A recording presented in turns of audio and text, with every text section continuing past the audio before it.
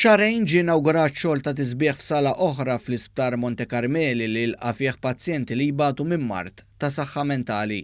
Is-sala San Ġenantid se tibqa' tilqa' fiha ma' 26 mara fejn f'din is-sala spikkat mhux biss l-indafa iżda anki l-organizzazzjoni li teżisti.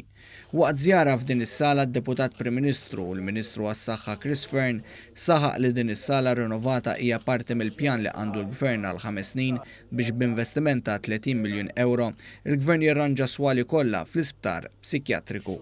Ħajwassal biex l-isptar kollu ikun renovata. Illum qed ninawguraw it-tieni sala renovata wara li konna ftaħna l-ewwel sala madwar xarejn ilu u fil-xhur li ġejjin se nkomplu niftu swali oħra sakemm l-isptar kollu ikun fl-livell li huwa dinjitus għall-pazjenti u għall-istaff tagħna. Waqt l-inawgurazzjoni ta' dan ix-xogħol ta' tisbieħ id-Deputat Prim Ministru spjega kif mal-200 pazjent li ilhom żmien twil fl-Isptar Monte Carmeli u issa mhux meħtieġ iżjed li jieħdu l-kura f'dan l-isptar inħarġu u qegħdin jirċievu l-kura għas-saħħa mentali fil-komunità. Il-Ministru Fearn saħaq li 80 minn dawk il-200 pazjenti jinsabu fi sptarijiet komunitarji fil-waqt li 120 oħra ġew relokati bil-għajnuna ta' qdiet mhux governattivi. Palissa dej proċess biex qed nidentifikaw 40 pazjenti ieħor li jista' joħroġ minn dal-isptar u jieħu kura ġo post iżjed attrajenti għalih.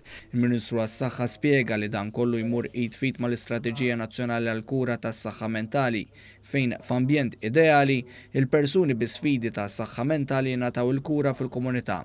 Qal li minkejja dan xorta hemm 350 pazjent li għandhom bżonn il-kura f'Monte Carmeli u għalhekk ir-rinnovar ta' swali huwa importanti biex dawn ikollhom ambjent dinjitus u li jixraq.